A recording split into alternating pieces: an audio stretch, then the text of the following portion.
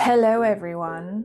So today's video is about games that have disappointed me for various reasons. It's not necessarily that they're not good games. I want to preface that.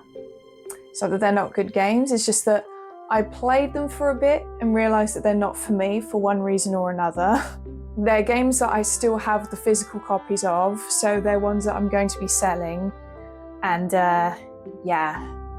Let's get into it. So first up, and this might be the one that I'm the most disappointed about really, and that's Sword and Fairy Together Forever. This should have been everything that I wanted really, because I love Chinese costume dramas like xianxias or wuxias. And so I was very excited for this because I know that the story and the setting is very much reminiscent of Chinese costume dramas, particularly xianxias. I don't know if I'm pronouncing that properly, don't mind my pronunciation. I played about 5 hours of this game and knew that it just wasn't for me, and I don't really know what it was, to be honest, because again, it should have been something that I would like, but something about the combat system. There was also quite a lot of issues with like some cutscenes having audio problems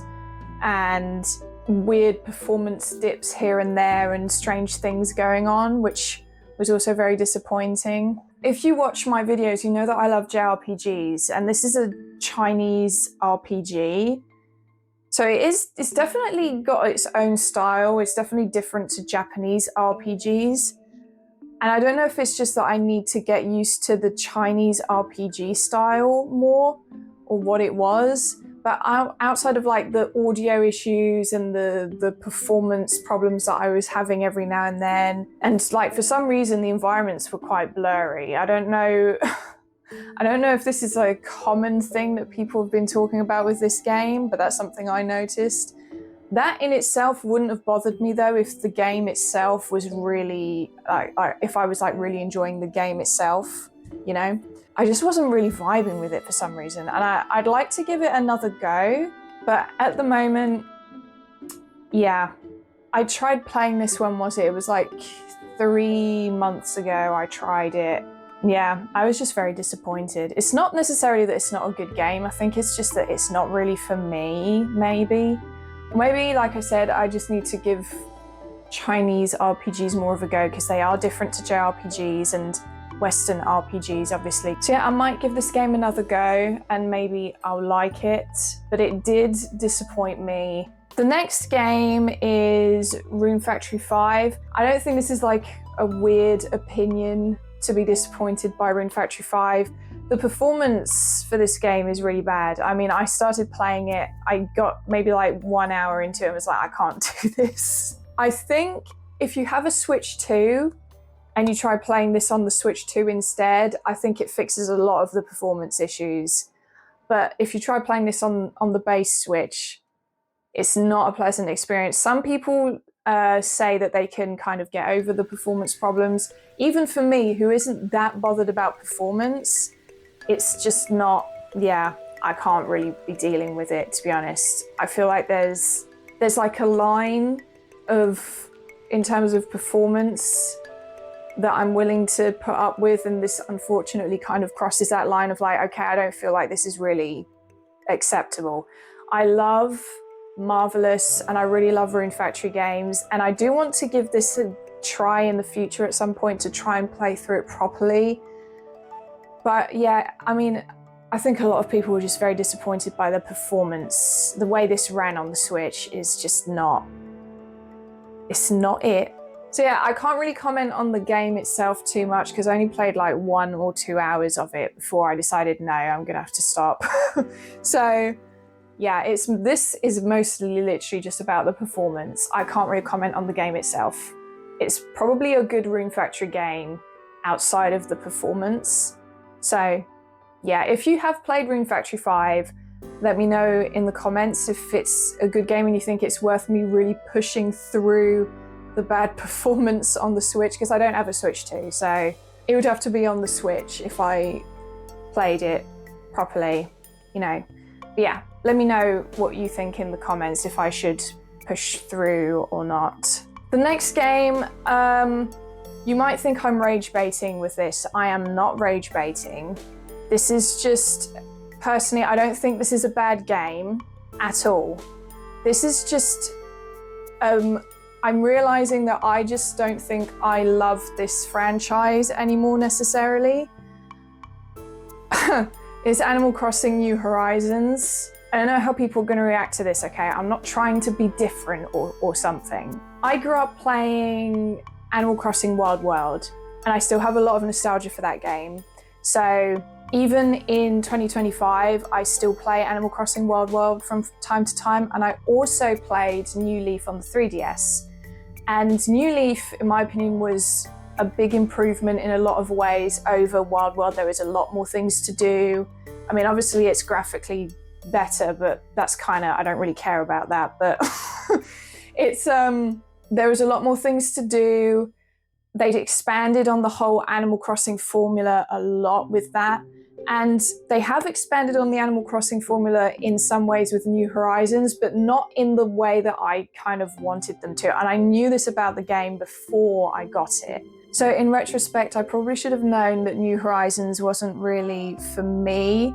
It really focuses a lot on decorative aspects, which isn't a bad thing. It's just that I don't really care about aesthetics and decorating in games that much. I am more either into gameplay or story. I really like story and gameplay, and if it's like aesthetics, I don't really care. It's like if I play The Sims, I don't want to spend a load of time building a house or spending loads of time decorating it or spending loads of time in Create a Sim, you know, creating my perfect sim. I like to just create a sim, put them in a ready-built house, maybe do a little bit of decorating to make it a little bit nicer, and start with the actual, you know, life simulation parts. I'm not really a decorator. I don't really care about aesthetics. And it feels like that's a really big component in New Horizons, which is great for people that really like decorating and aesthetics and all of that sort of thing. But for me, it's kind of like, I don't really care. I think the thing is if I had grown up with this and I had nostalgia for it, I would feel pretty differently. And I think the only reason that I still like Wild World and New Leaf as much as I do, especially Wild World, is because of the nostalgia. I just don't know that I'm necessarily an Animal Crossing person anymore. I used to really like Animal Crossing. I think the other thing is I've realized that I'm not as into games that have an actual real-time clock with, you know, going on with them. I like games where I can advance a lot faster. So Stardew Valley, for example, I like because the farming mechanics in that game are quite in depth, and there's a lot to do in the span of a day, and days are a lot shorter. So I feel like I'm progressing a lot faster, whereas with Animal Crossing, it's a lot slower, which I know is the point. I know that is the point of the game, okay? I know it's supposed to be very cozy, chill, slow, laid back, but I don't know. It just doesn't really, I just don't think I'm an Animal Crossing person anymore, maybe. Maybe it's that, or maybe it's just that New Horizons just isn't the game for me, and maybe the next Animal Crossing will be more the sort of Animal Crossing experience I'm looking for, maybe. I do also kind of miss how villagers had a bit more personality in the older games. I don't think that the New Horizons characters are hollow by any means, but they don't have as much personality. They're definitely all a bit more similar to each other, whereas in the older Animal Crossing games, I feel like the characters were a bit more, there was a bit more of a contrast between the different characters and their personalities, and some of the villagers were kind of mean and grumpy, which I do kind of like because, you know, there's grumpy people in reality. So I don't know, that's just me. Again, I'm not trying to rage bait people here or try and be different or not like other girls or something. I just don't. Like I said, I grew up really liking Animal Crossing. So this isn't, I don't really know what it is, to be honest with you, but I just haven't been able to get into it. I'm going to give it another try, probably just restart the whole game and try and get into New Horizons properly this time, maybe, and just kind of try and stick with it a bit more and see if I come to like the game more that way, but I don't know. Next game is Sonic Mania.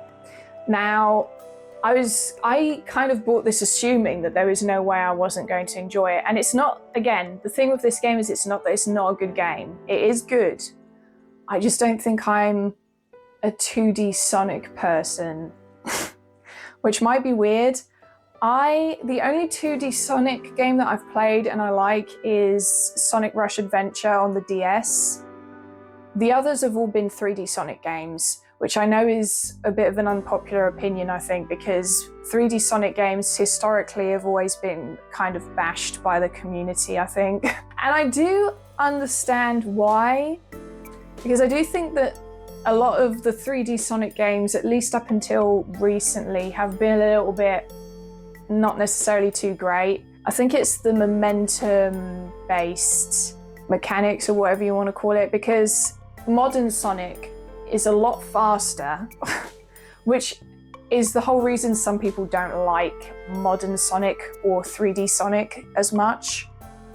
But I, for some reason, seem to prefer that over the more classic Sonic. For example, like with Sonic Generations, I much prefer the 3D Sonic levels over the classic Sonic levels, which I should probably have seen as a little bit of an indicator that maybe something like this might not necessarily be my sort of thing. So I think this is really, really good for people that like 2D Sonic or classic Sonic games. I understand why people who are into the classic Sonic formula would like this.